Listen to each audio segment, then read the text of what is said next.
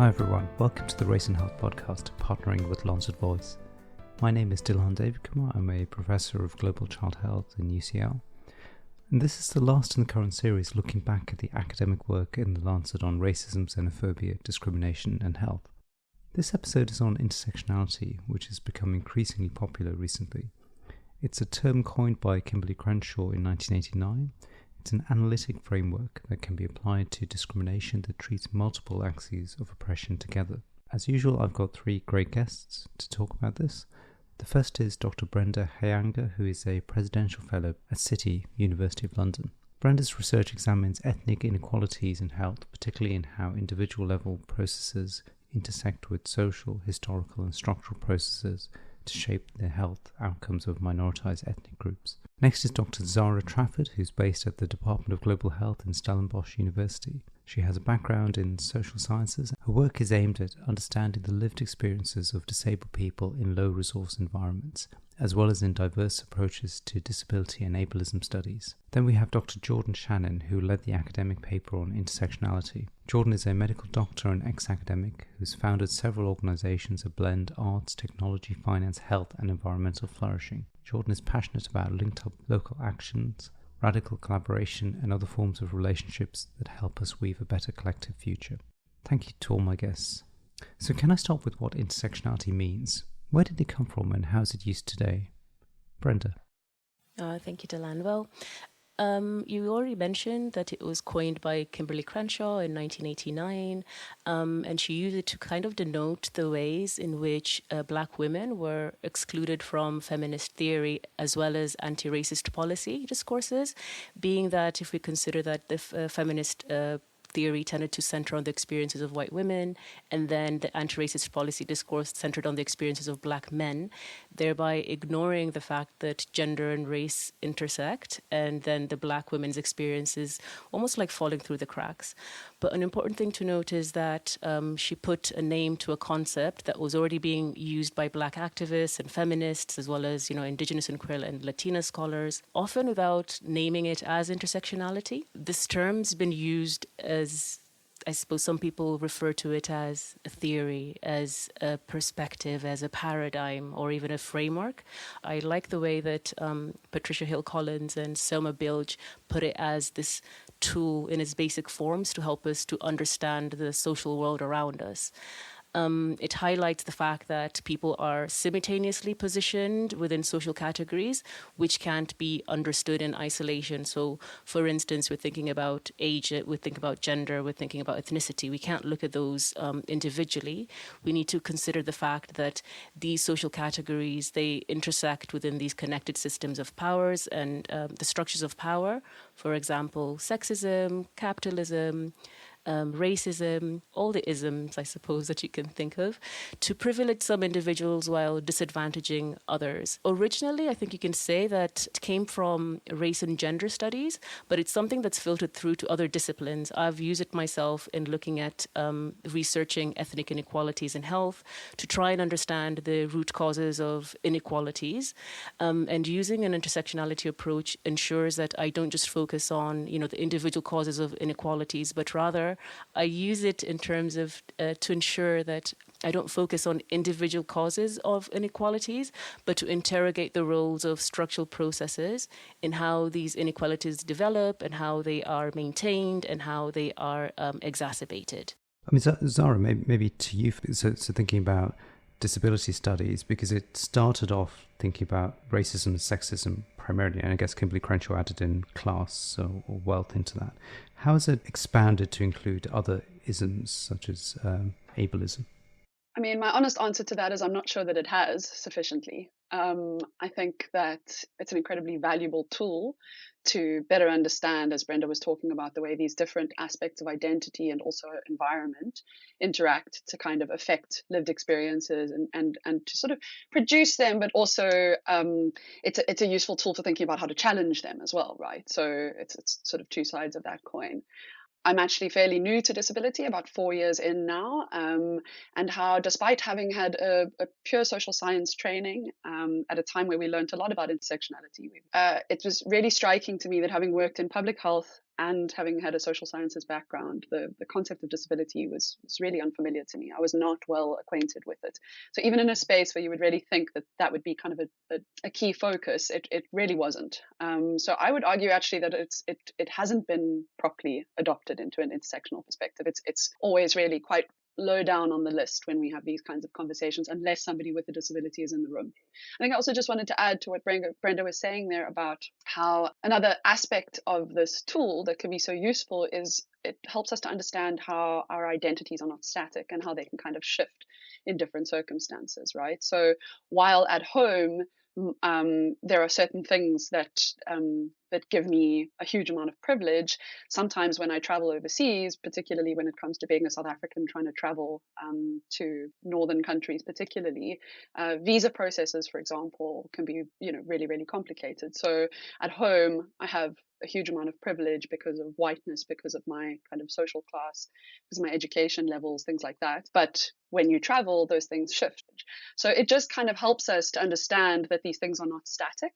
It's an interesting tool because it lends itself well to a more fluid, a more, to my mind, realistic way of looking at the world and how people interact with each other. Yeah, I'd love to pick up on a few threads. Brenda mentioned something that is really critical to intersectionality, I think, which is that Kimberly Crenshaw did a huge service to the world by naming something, but that it was already there. And so looking at intersectionality as something that we inherently know and practice in our lives, particularly those in Indigenous and minorities communities who are used to holding pluralities and complexity in their day-to-day lives. But just your average person on the street, they don't think of themselves in terms of health or education or race or gender or any types of isms that they're experiencing. One's individual life, we have the capacity to hold oceans of complexity within ourselves as humans. And so actually being able to understand that, to understand these pluralities, these dualities, these aspects of our lives that we all inherently hold during our day-to-day worlds, and trying to align the practices, whether that's of social solidarity or whether that's injustice movements, or whether that's just simply in academia of understanding and naming and then trying to address these issues. Being able to really align, I think, is really key, and intersectionality provides one window through which to view these complexity and to act on it. Zara, you then mentioned this idea of dynamism when it comes to intersectionality, and I think this is also really critical because in one instance we might have privilege, and in one other instance we may not. And so seeing there's sort of a neat term around the two sides of the coin of privilege and oppression, and seeing this as a spectrum that operates within a larger structure. So we know that homophobia, sexism, racism, all of these are larger social processes that operate in either oppressive or privileging structures, but they operate to give some people privilege over others. And so seeing that as a spectrum is really key as well. So it's not just that in some instance that there's a certain situation that's always static, that always will produce the same outcomes. Seeing it as something that is fluid and dynamic is really key. And once again, intersectionality allows us that lens, which is really refreshing compared to sort of the more boxed in approaches or static approaches to analysis that we might see operate. Thank you. So, Zara, can you talk a little bit about the role that intersectionality's had in, particularly in movements against racism and social injustice? Sure. I think what Brenda mentioned earlier about how this whole idea actually emerged from a particular large population feeling excluded from kind of a wave of social change happening around them. And so obviously Crenshaw and her kind of peers working in this particular civil rights space influenced to a large extent the emergence of kind of third wave feminism, which is sometimes called intersectional feminism, right? Which kind of challenged and expanded on earlier iterations of feminism, which tended to privilege initially only white women, and then kind of as it evolved also, I mean, I think there was like a really strange dynamic with second wave feminism where it was sort of just replicating the exact same systems systems of power and just making sure more women were at the top of those systems of power. So I think what was so powerful about this third wave, this kind of more inclusive perspective, was that it really pushed back against these things and started to highlight how these different aspects of identity and circumstance needed to be looked at the same time, and also how far short these earlier iterations were falling really in describing the experiences of Black American women particularly. I would say since then it's kind of been used by lots of different movements and kind of taken up by lots of different movements. And that's not really it's not necessarily used in the same way in these different movements. But of course, we've seen intersectionality coming through in movements for sexuality rights. From my perspective in South Africa, socioeconomic factors are some of the most defining in people's lives, really. And so even though we kind of have this historical pattern of racialized oppression, which now maps onto socioeconomic class to a large extent. So yeah, I would say lots of different social movements have picked it up and used it over the years.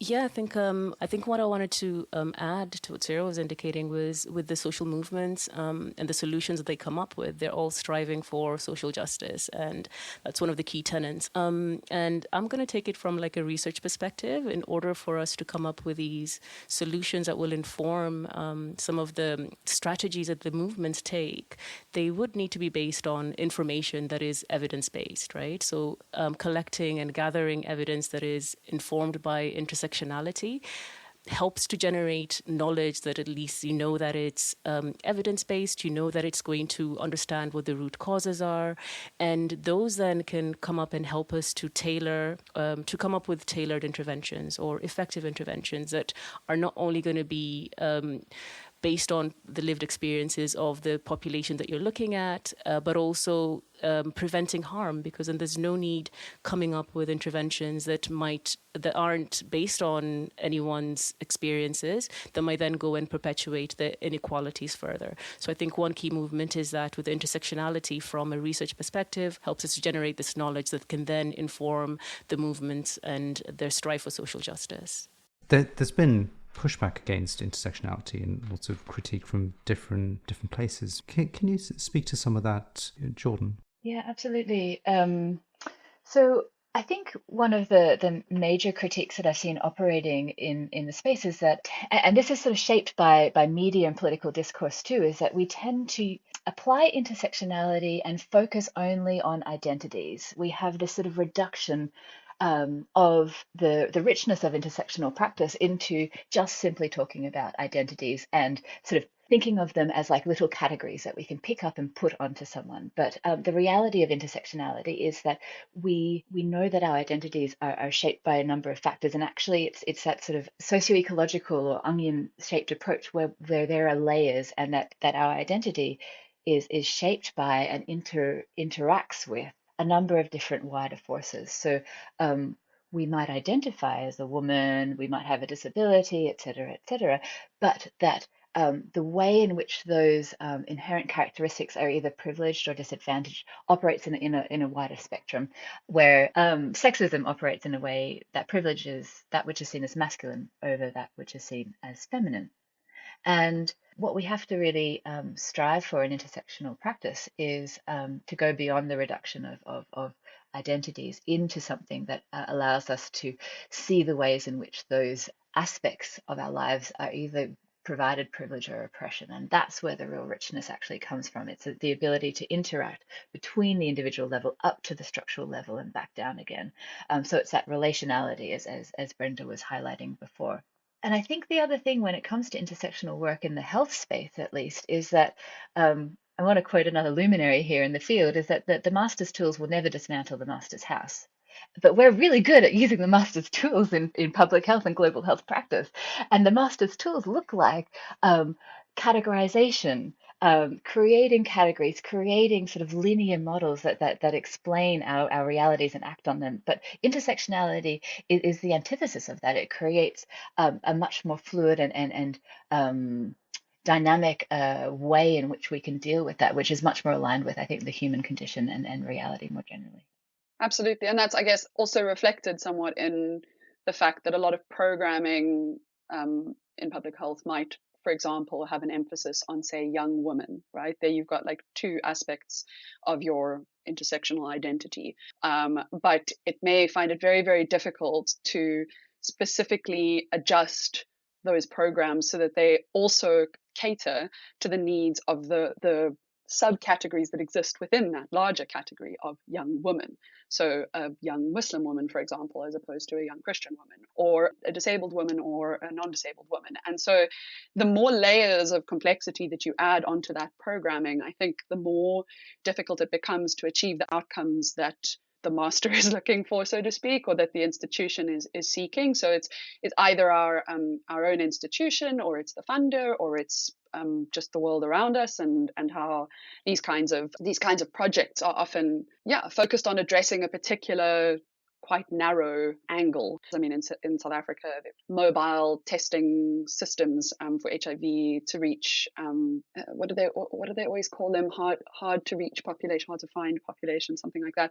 So trans sex workers, for example, was like a big population that were not being connected with through primary care services. And so one can see, if you apply an intersectional lens and you think, okay, who's being represented in our prevalence data but not being addressed by our interventions? Okay, there's a kind of very applicable way of using this tool to say, who are we missing? I think it does get complicated though, because as much as intersectionality is a sort of social justice influenced idea, that's kind of at its core, as Brenda mentioned. And so it's kind of imbued with all of these ideas about equity, but the world around us has its own political and ideological trends going on as well. So I'm going to come back to a bugbear of mine, which is my own mother's work, which has been in HIV for 20 years. And her work has been on the epidemiology of HIV in South Africa. And it has shown that on all metrics of the sort of 1990 UN AIDS goals, men are experiencing worse outcomes and are less connected to services, less connected to treatment, less adherent on treatment. And you can look at that from a kind of more narrow perspective, which is that men are perpetrators of gender-based violence and they are vectors of disease. Or you can say men are 50% of the population, and if you ever want to reach 90, you're not going to get there unless you include that 50% as well. And it's not a very helpful or welcoming approach to treat people as though they're kind of the cause of this problem, if you are actually hoping to bring them into the fold in terms of their treatment. But that is not a sort of popular thing to say in the HIV landscape. And so despite very strong scientific evidence to this effect, huge cohort studies over many, many, many years that have kind of shown that this is not an effective way of doing it. The landscape around us and the very real issues around kind of the dominance of the patriarchy and problems with gender-based violence, which we have serious issues with in the country, have made it very difficult to approach that without emotion. And so and I'm not a fan of approaching things without emotion. Pure social scientist. I'm all into the emotions. I wanted to add one other criticism in terms of the implementation of intersectionality in research. And there is a lot of guidance on how you can do intersectionality research in terms of like qualitative work. And Leslie McCall's got her approaches that she has written out for people who are seeking to understand people's perspective through qualitative research methodologies. However, it's more challenging to do research in terms of quantitative approaches, just because the ways that some of the data sets are set up might not necessarily be set up to allow for this. So even as much as you want to do it, you might be limited in such a way that if the data is not collected correctly, if they collect variables on age, gender, ethnicity, but then they don't collect any variables on other aspects, then you're limited in what you can actually look at. The methods is another thing in terms of, some of the methods, the statistical approaches can take like these additive stances towards understanding phenomena.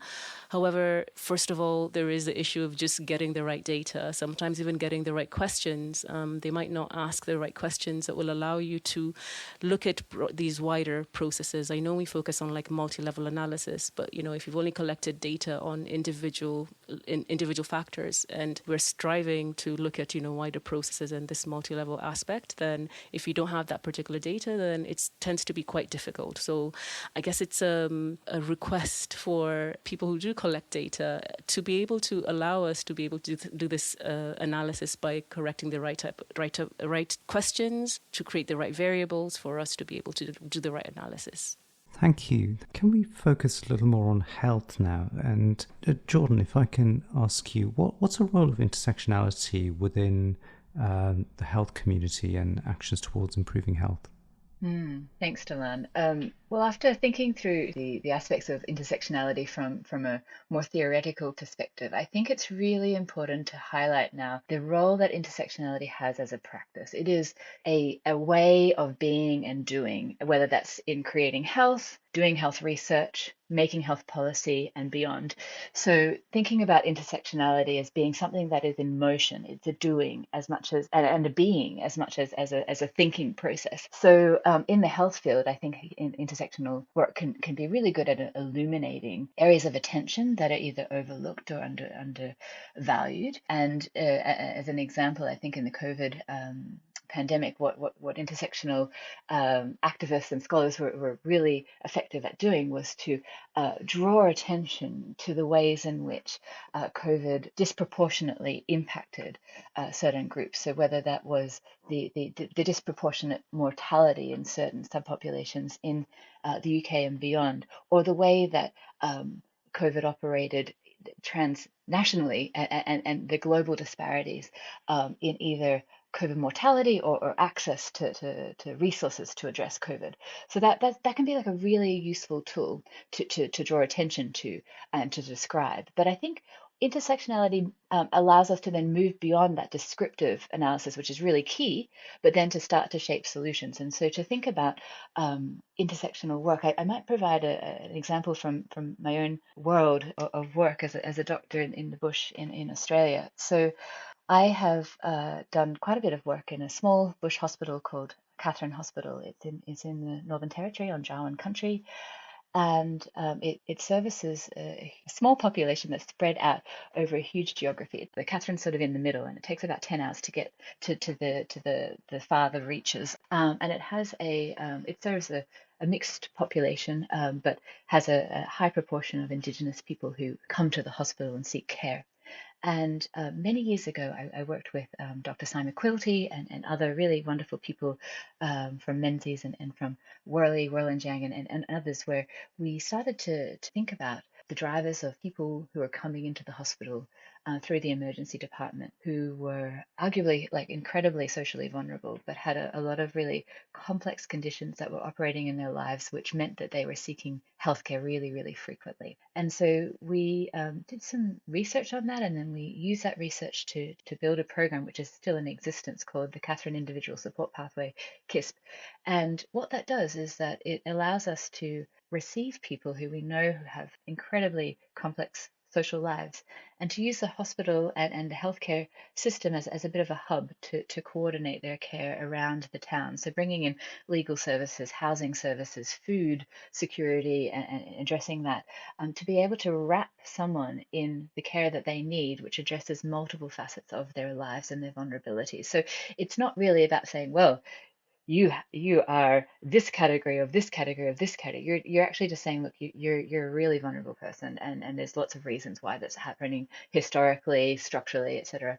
Let's do what we can, and let's work our services around you rather than you having to fit into our system. Because I guess if I was to name one of my bugbears, building on Zara's term, what I see happening again and again and again is the potential for health services to perpetuate violence in a way which is completely the opposite of the purpose of healthcare. So healthcare is, our purpose is to heal and to create flourishing in humans. And what the health system may do would be something more structurally violent, where we don't really embrace the culture and the needs of the individual. So what a program like this does is to operate in sort of with intersectional principles to not only achieve dignity for the person, but to wrap that sort of person in complex care in a way that attends to a lot of their needs. How lovely. What a nice thing. Yeah, I think that's very much the kind of attempt at many of our public sector hospitals. A bigger issue for us, and maybe this highlights another aspect of intersectionality that isn't always as, I think it's growing, but the dynamic between the North and the South, by and large, the South is dealing with large populations and very under-resourced environments, and the North is dealing with smaller populations and well-resourced environments, broadly speaking.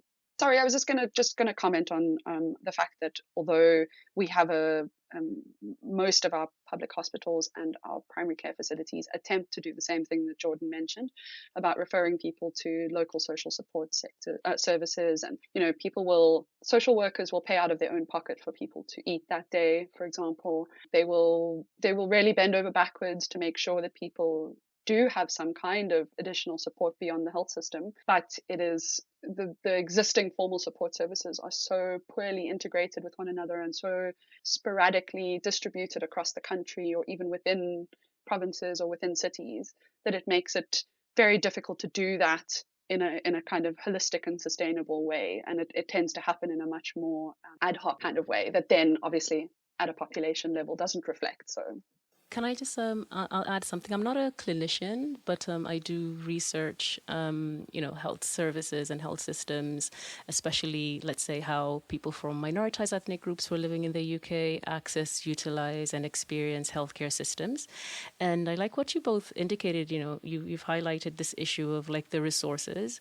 That's and using an intersectional lens has actually made me appreciate that, the same way that we've got individuals being influenced by all these, societal processes, even if we look at like the definition of health from what I can remember in health studies in undergrad, it's like it's not merely the absence of disease or infirmity, but, complete social, mental, emotional well-being. So it only makes sense that we have a tool that would be able to speak to those particular aspects of health, those wider processes as well.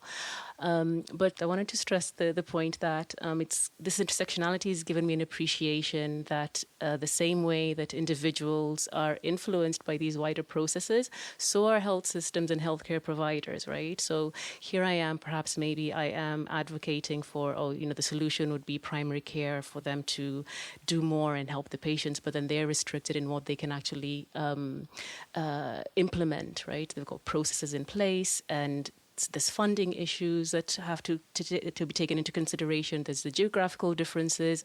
There's even the makeup of an area, right? You can have like an area that is serving more deprived populations as opposed to an area which has got like more affluent populations. So it's given me this understanding that in the same way that individuals are influenced by these wider processes, so are these healthcare systems, and we need to take that into account when we're coming up with solutions to try and address health inequalities. Thank you to all of you. And just to round off, could you all give me one way that we can incorporate intersectionality into our practice? The words that come to mind are imagination and empathy. I didn't mention this earlier, but I think there's a really useful concept I've been digesting on imagination asymmetry when it comes to power differentials, where those who are more privileged don't really need to employ the same amount of imagination and empathy for the other as those who are less privileged. And this was a term and a concept that was introduced by David Graeber, and I've really found this useful because those who are less privileged or more oppressed tend to really need to work hard to kind of understand the system from the perspective of those who have the privilege. And so my call is not to do or to do anything specifically, but to actually employ imagination and empathy, because I think that will be key. And that's a lens through which we operate, we work, we research, and we be in life together. So that would be my suggestion. Thank you. I haven't heard that one. I love David Graeber. Very sad that he died recently.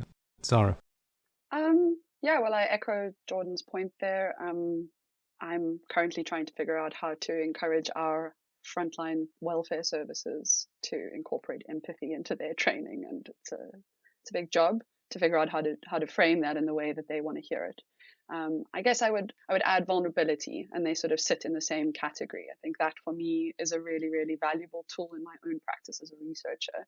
I try to, without being hopefully overly performative or demonstrative about it, but I always try when I'm working with people in a kind of co-researcher space to be vulnerable with people and to show them myself in a way that's kind of less guarded than it might otherwise be in a professional setting, or less tailored.